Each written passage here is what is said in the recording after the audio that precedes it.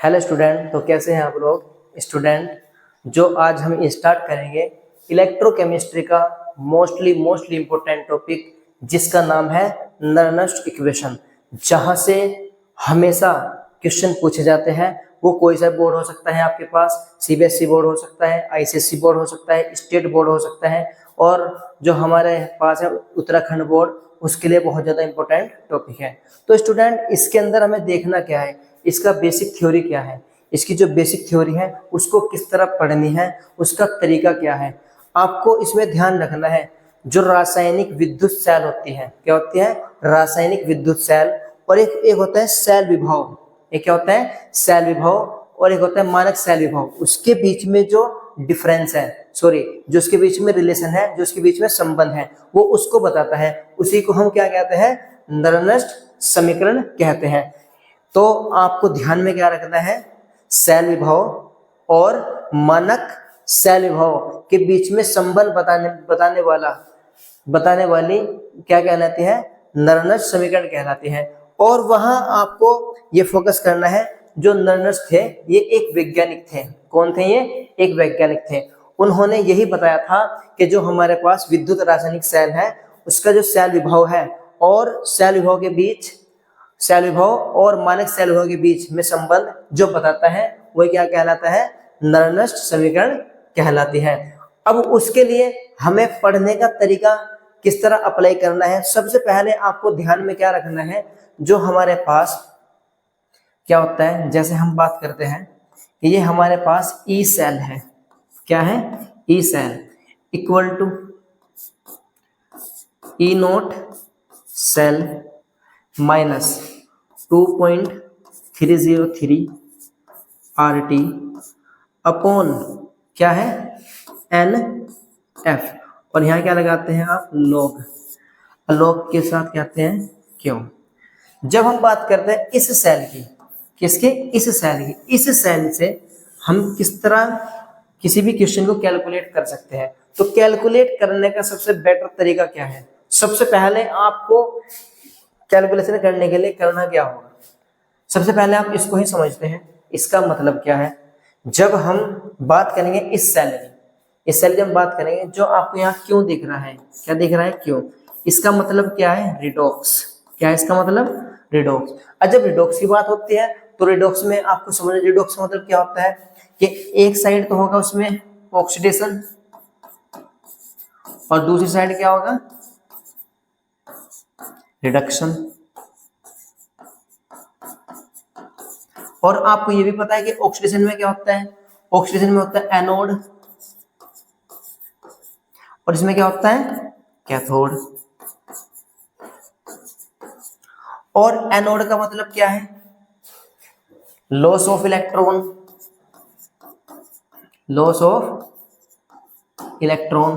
इसका मतलब क्या है, गेन ऑफ इलेक्ट्रॉन। और लॉस ऑफ इलेक्ट्रॉन का मतलब क्या हो सकता है, कैटायनिक। इसका मतलब क्या हो सकता है, एनायनिक। ठीक, अब यहां आपको इस पे फोकस करना है, और जब भी कैटायनिक की बात होगी उसका मतलब क्या है, पॉजिटिव, और जब एनायनिक की बात होगी उसका मतलब क्या है, नेगेटिव। इस पे ध्यान रखिए।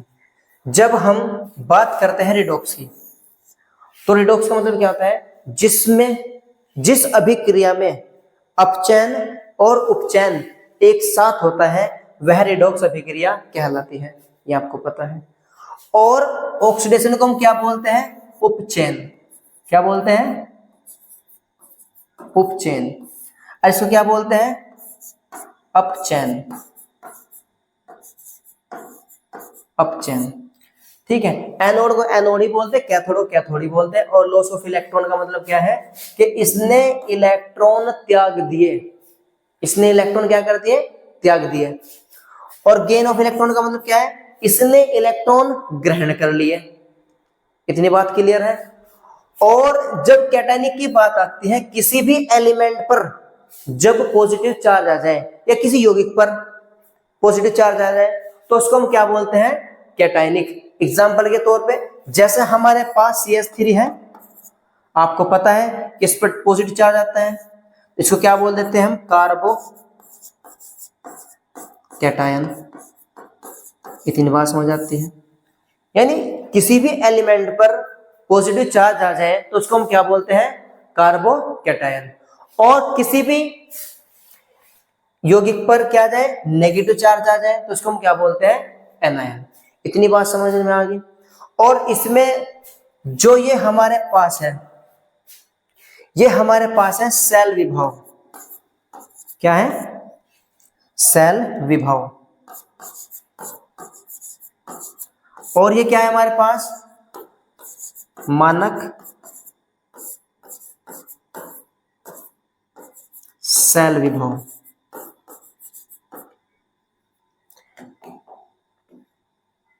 मानक सेल विभव।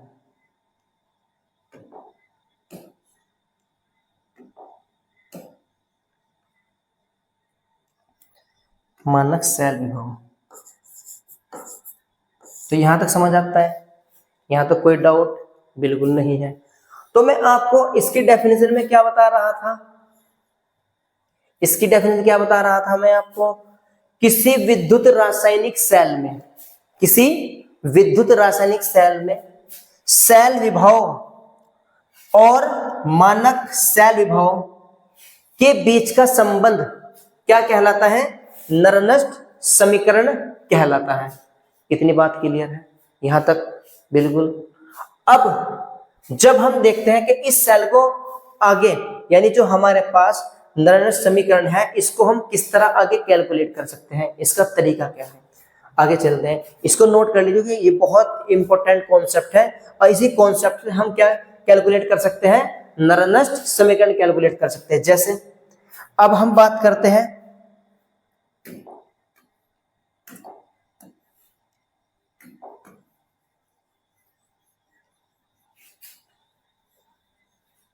दोबारा से स्टार्ट कर लेंगे। अब यहां तक क्लियर है। जब हम देखते हैं कि हमारे पास क्या आया था भाई, हमारे पास क्या आया था, जो हमारे पास नरनस्ट समीकरण थी वो क्या थी, E cell equal to E naught cell minus 2.303 RT upon NF log theta.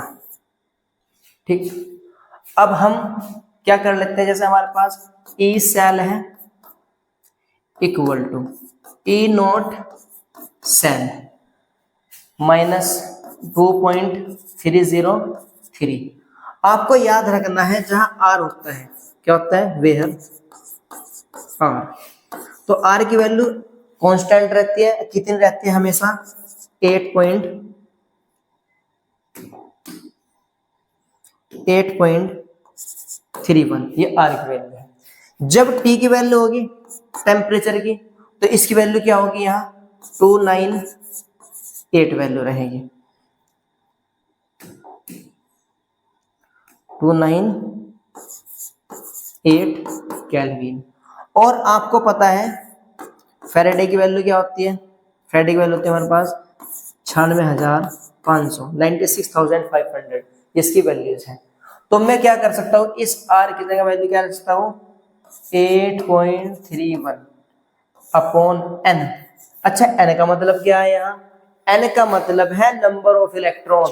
और नंबर ऑफ इलेक्ट्रॉन किसके भाई, नंबर ऑफ इलेक्ट्रॉन जो होंगे जो उसके अंदर अभिक्रिया उपयोग होगी, उसका मतलब क्या है, नंबर ऑफ इलेक्ट्रॉन। यानी जो वहां से इलेक्ट्रॉन बाहर निकलेंगे या ऐड होंगे, उसको क्या बोल देंगे आप, नंबर ऑफ इलेक्ट्रॉन, वहीं के इलेक्ट्रॉन वहां ऐड होंगे। ठीक है, तो जैसा हमारे पास क्या है, एफ, एफ की वैल्यू क्या रखेंगे, ये रख देंगे लोग। और इस क्यू की जगह मैं रख सकता हूं एनोड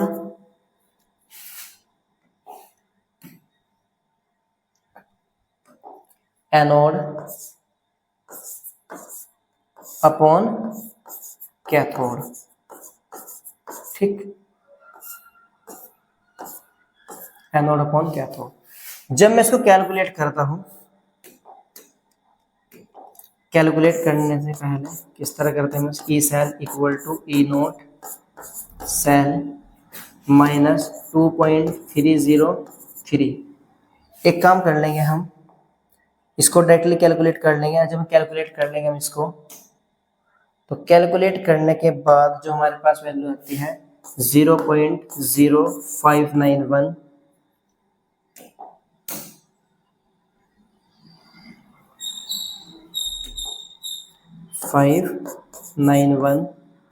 अपॉन n log क्या जाएगा, एनोड अपॉन कैथोड। ठीक है, तो ये हमारे पास मेन क्या निकल के आती है, ये निकल के आती है हमारे पास नरनस्ट समीकरण, जिसके आधार पर हम किसी की जो भी हमारे पास न्यूमेरिकल आएगा उसका हम क्या निकाल सकते हैं, सेल विभव इजीली निकाल सकते हैं। ठीक, और जो हमारे पास ये है, ये किस लिए होता है इसका उपयोग मैं आपको बता दूं। इसका जो उपयोग होगा वो होगा सेल को निरूपित करने के लिए। क्या करने के लिए, सेल को निरूपित करने के लिए किसका उपयोग होता है, इसका। अभी देख लेते हैं कैसे, ये आपको नोट कर लेनी है, आपको ये याद रखनी है, यही इंपॉर्टेंट है। और इसी के आधार पर जितने भी न्यूमेरिकल होंगे वो सब इसी के आधार पर होंगे। कई बार लोग 10 भी आता है, और लोग 10 का मतलब 1 होता है, चाहे वहां आप 10 लगाए या न लगाए उससे कोई फर्क नहीं पड़ता, ये ध्यान में रखना है। ठीक है, तो हम देख लेते हैं ये कंडीशन, मतलब ये कैलकुलेट करके तब यही वैल्यूज, ये आपको ध्यान में रखना है और इसी का यूज होना है। और इसका किस तरह दिखा देंगे, जब समीकरण की हम डेफिनेशन लिखते हैं आप। ठीक है, और इसको भी दिखा सकते हैं आप लोग। अब जैसे हमें बोल दिया गया है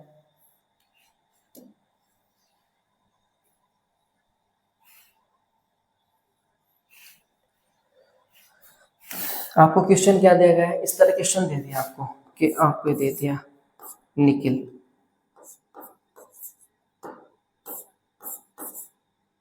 Mi, ठीक है, और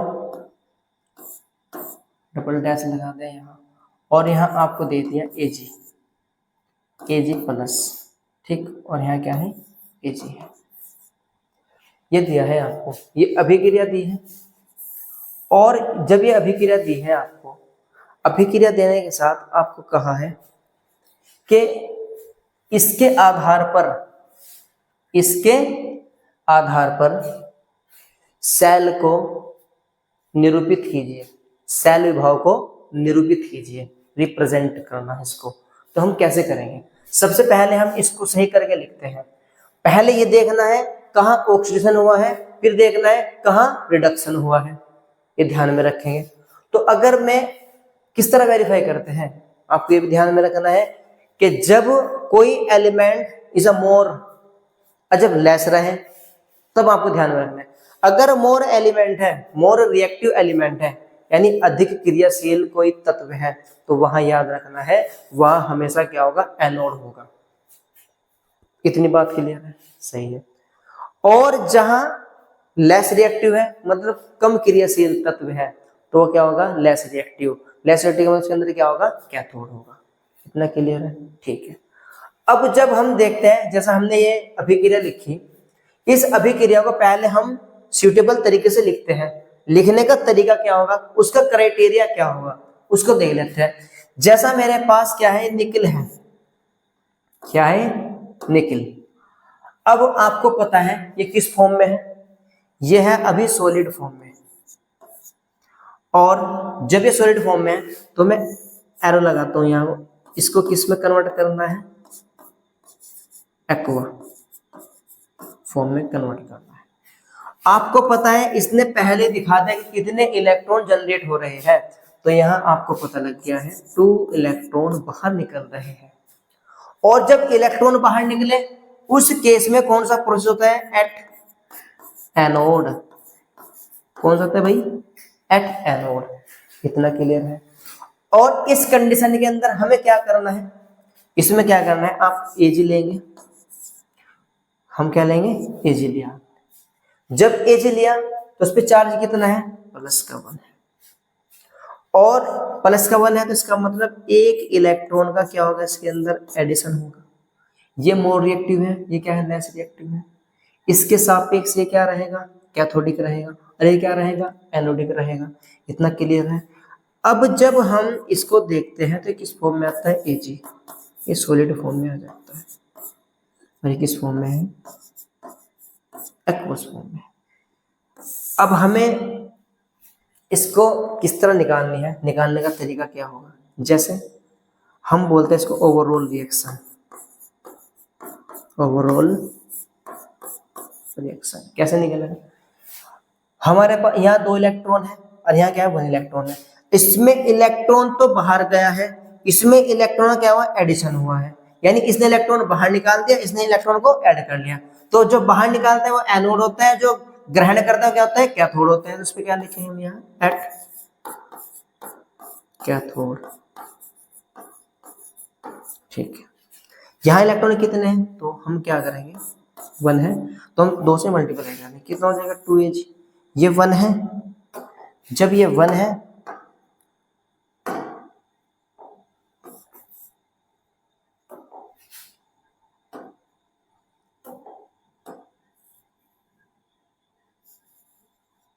तो 1 का मतलब यहाँ 2 से मल्टीप्लाई करते हैं, कितना हो जाएगा, 2 इलेक्ट्रॉन, और ये भी कितना हो जाएगा, 2। 2 इलेक्ट्रॉन से 2 इलेक्ट्रॉन कैंसिल हो जाएंगे, इतनी बात क्लियर है। और नीचे क्या आ जाएगा, निकल सॉलिड फॉर्म में प्लस, उसके बाद कितना आ जाएगा, 2Ag प्लस एक्वस फॉर्म में। यहाँ क्या आएगा, इलेक्ट्रॉन किस फॉर्म में आएगा, प्लस, फिर क्या आएगा, 2Ag किस फॉर्म में आ जाएगा, सॉलिड फॉर्म में आ जाएगा। यहाँ तक बात बताओ, समझ में आ गया आपके, ठीक है। तो जैसे उसने क्या पूछ रखा था भाई, सेल विभव को निरूपित कीजिए, किसको करना है, बस सेल अभिक्रिया को निरूपित कीजिए इस अभिक्रिया के सापेक्ष। यहां तक क्लियर है, इसको नोट कर लियो, इसको नोट करना है। अब नोट करने के बाद जब हम देखते हैं, अब हम एक चीज देख लेते हैं इसको,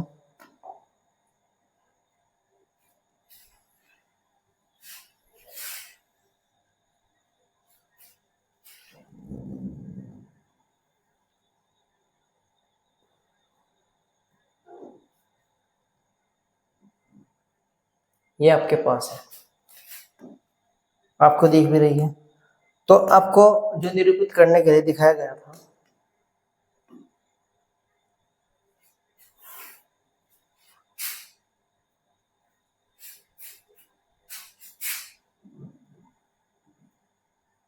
निरूपित करने के लिए जो फॉर्मूला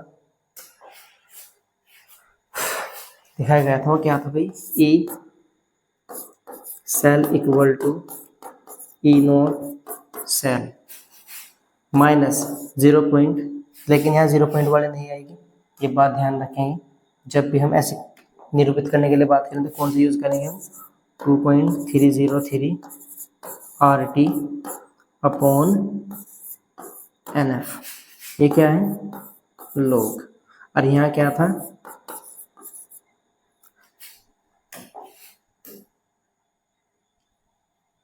यहाँ क्या था, एनोड अपॉन कैथोड, ठीक है। अब E cell equal to E naught cell, कई बार आपको दे भी देता है और कई बार नहीं भी देता, तो आपको क्या करना है, इसको इस तरह दिखाना है, E cell equal to minus 2.303 RT upon N की वैल्यू देख रहे हैं हम कितने निकली है हमारे पास, नंबर ऑफ इलेक्ट्रॉन कितने निकले, 2, तो हम क्या रखेंगे, 2 इंटू एफ। लोग हमारे पास एज ए सेम, और एनोड की वैल्यू क्या है हमारे पास, एनोड किस पे हुआ है, निकिल पर, तो यहाँ एनोड की जगह क्या रखेंगे हम, निकिल, और कैथोड पर क्या हुआ, Ag यानी सिल्वर, तो यहाँ क्या रखेंगे हम, Ag प्लस। अब देखो यहाँ से थोड़ा कॉन्सेप्ट समझना है, जब इस तरह की पावर आ जाए 2, तो आप यहाँ किस तरह रिप्रेजेंट कर देंगे, उसको इस तरह रिप्रेजेंट कर देंगे। यही आपसे पूछा गया था, इतनी बात को समझ में आ गया, यही आपको करना है, ठीक है। तो आपको यहीं तक समझना था। ध्यान में रखना है स्टूडेंट, ये जो टॉपिक है एक तो बहुत ज्यादा इंपॉर्टेंट है, और आपको बेसिकली भी समझना है। इसको समझने का तरीका क्या है कि आपको उसकी जड़ तक पहुंचना है और वहां से न्यूमेरिकल वैल्यू